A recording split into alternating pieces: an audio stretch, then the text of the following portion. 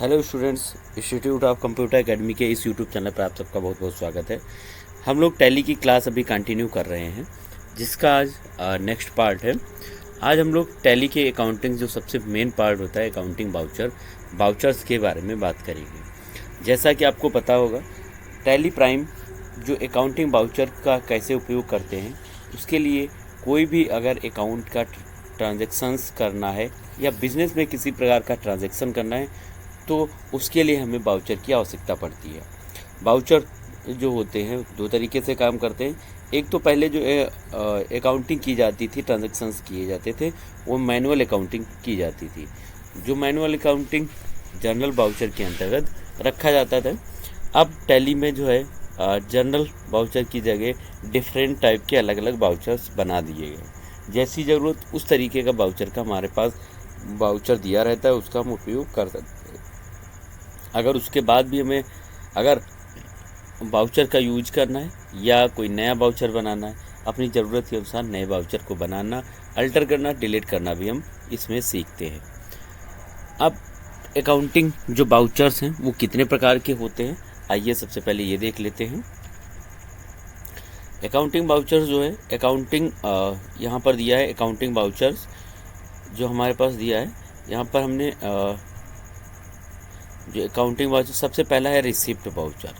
ये receipt voucher आपको दिखाई दे रहा होगा, जिसकी F6 शॉर्टकट कीज़ होती है। अगर हम F6 वाली बटन डायरेक्टली प्रेस कर देते हैं तो हमारा रिसिप्ट वाउचर आ जाता है। उसके बाद है payment voucher. Payment voucher F5 इसकी शॉर्टकट की होती है, जिसके द्वारा हम इसका यूज कर सकते हैं। कॉन्ट्रा वाउचर, कॉन्ट्रा वाउचर की शॉर्टकट की F4 है। F4 से हम कॉन्ट्रा वाउचर को ओपन कर सकते हैं। इसी तरीके से अगर परचेज करने के लिए परचेज वाउचर दिया है, F9 इसकी शॉर्टकट कीज़ है, यहाँ से हम लोग ओपन कर सकते हैं। फिर यहाँ पर सेल वाउचर दिया है। सेल्स वाउचर जो F8 दिया है, यहाँ पर सेल वाउचर अगर किसी भी प्रकार का कोई सेल्स करना है तो बिजनेस में, तो उसके लिए F8 का यूज करेंगे। फिर 6 है डेबिट नोट वाउचर। अगर हमें डेबिट नोट वाउचर चाहिए, किसी को उधार माल दे रहे हैं या माल ले रहे हैं, तो उसके लिए डेबिट नोट और क्रेडिट नोट वाउचर का उपयोग करते हैं। जनरल वाउचर जो इन सभी वाउचरों में नहीं उपयुक्त होता है, उसके बाद जनरल वाउचर में उसे रखते हैं। इस तरीके से यहाँ पर कुछ वाउचर्स बताए गए हैं और उनकी शॉर्टकट कीज़ दी गई है। ये शॉर्टकट कीज़ बहुत इंपॉर्टेंट है, आप लोग ज़रूर एक बार लर्न कर लेना और उसके बाद ही हम लोग इसका यूज कर सकते हैं वाउचर्स का। अब यही इसकी के आगे है जो फर्स्ट वाउचर है कॉन्ट्रा वाउचर। कॉन्ट्रा वाउचर्स इसका एक पार्ट है।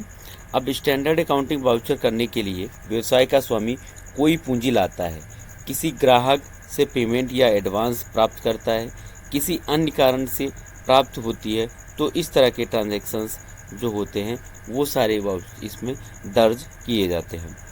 हम अभी पहला जो है कॉन्ट्रा वाउचर है, देखते हैं क्या है। कॉन्ट्रा वाउचर कैश से बैंक अकाउंट, ये हमें ध्यान रखना है। कैश से बैंक अकाउंट और बैंक अकाउंट से कैश अकाउंट में, फिर बैंक अकाउंट से कैश से संबंधित है और फिर वो हमारा जो है बैंक अकाउंट में हो जाता है, डिपॉजिट हो जाता है। इस प्रकार की कोई भी ट्रांसफ़र करते हैं तो ये हमारा कॉन्ट्रा वाउचर में आता है। कैश से बैंक में और बैंक से कैश में, इस प्रकार के ट्रांजेक्शन्स करते हैं। जैसा कि हम समझ सकते हैं, कैश भी हमारा ही अकाउंट है और बैंक भी अकाउंट हमारा होता है, तो ये इसको एक तरीके से हम देख सकते हैं, हमारा पैसा हमारे ही पास रहता है, बस उसका स्थान चेंज हो जाता है। अब यहाँ पर जो कैश कॉन्ट्रा वाउचर है, उसमें कैश अकाउंट से पेटी कैश में जाता है, कैश अकाउंट से बैंक अकाउंट में जाता है, बैंक अकाउंट से कैश अकाउंट में जाता है और बैंक अकाउंट से यहाँ पर बैंक अकाउंट में ही ट्रांसफ़र होता है। बैंक से बैंक में भी भेजने के लिए इसका यूज किया जाता है। फंड ट्रांसफ़र करने के लिए भी इसका यूज किया जाता है। कॉन्ट्रा वाउचर जो किसी प्रकार का फंड है तो उसके लिए भी इसका यूज किया जाता है। अब इससे पहले हम ये समझें कि इसमें पेटी कैश क्या होता है, उससे पहले हम लोग जो वाउचर्स हैं वो देख लेते हैं। अगला वाउचर है कॉन्ट्रा वाउचर के बाद है पेमेंट वाउचर।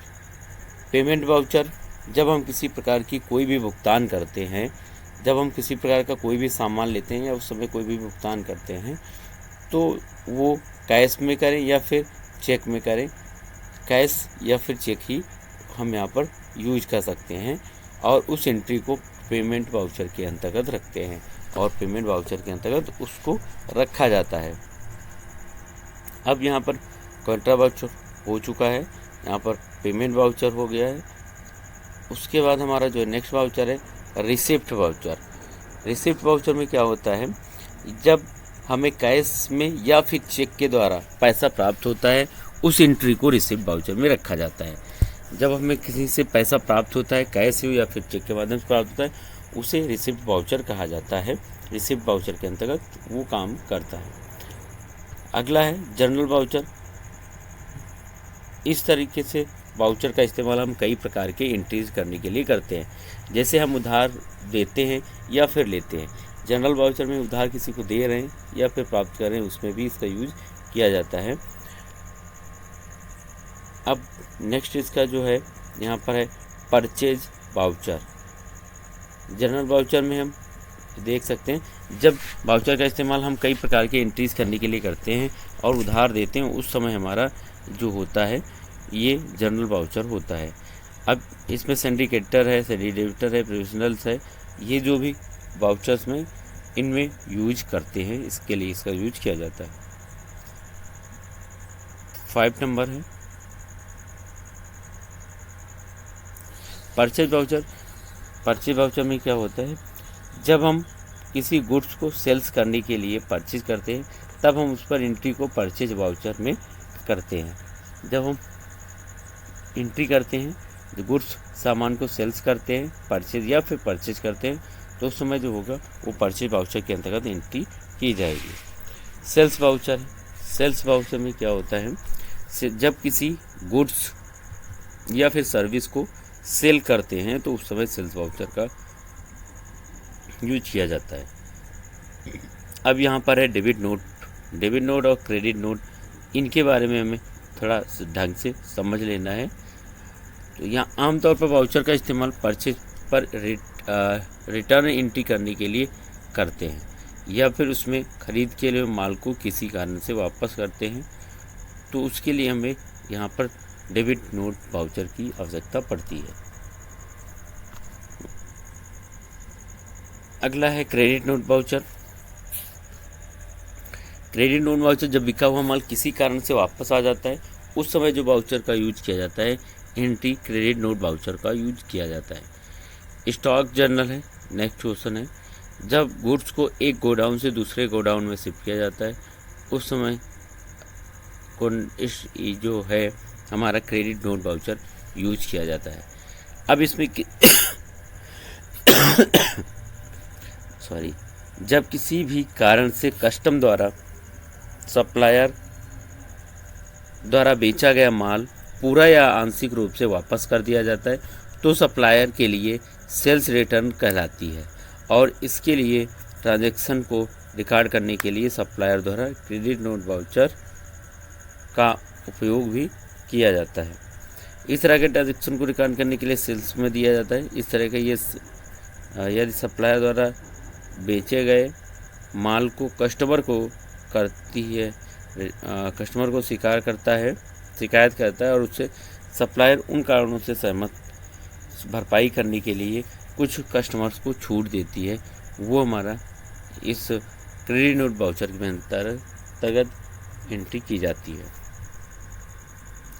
नेक्स्ट है स्टॉक। जब गुड्स को एक गोडाउन से दूसरे गोडाउन में शिफ्ट करना होता है तो उस समय यहाँ पर गुड्स का ही काम होता है जो लैंड ट्रांसफ़र करते हैं और एंट्री स्टॉक जर्नल वाउचर में एंट्री करते हैं। मेमोरेंडम क्या है, अगर हमें किसी एंट्री को किसी के कारण से याद रखने की आवश्यकता है तो उस एंट्री को मेमोरेंडम वाउचर कहते हैं। अब नेक्स्ट है परचेज ऑर्डर। परचेज ऑर्डर, जब हमें कुछ गुड्स परचेज करने के लिए आइटम की लिस्ट देनी होती है उस समय जो एंट्री होती है उसे परचेज ऑर्डर वाउचर कहते हैं और उसे प्रिंट निकाल कर भेज सकते हैं। लिस्ट परचेज ऑर्डर में हम लोग निकाल कर लिस्ट भेज देते हैं। सेल्स ऑर्डर, जब हमारे पास कोई गुड्स परचेज करने के लिए कोई ऑर्डर आता है तो उसमें एंट्री को वाउचर के में पास करते हैं और उसे सेल्स ऑर्डर के अंतर्गत रखते हैं। डिलीवरी नोट, वो डिलीवरी करना होता है तब हम वाउचर का इस्तेमाल करते हैं। जब हमें डिलीवर्ड करना होता है किसी भी आइटम को डिलीवर्ड करना, तो उसके लिए इसका यूज किया जाता है।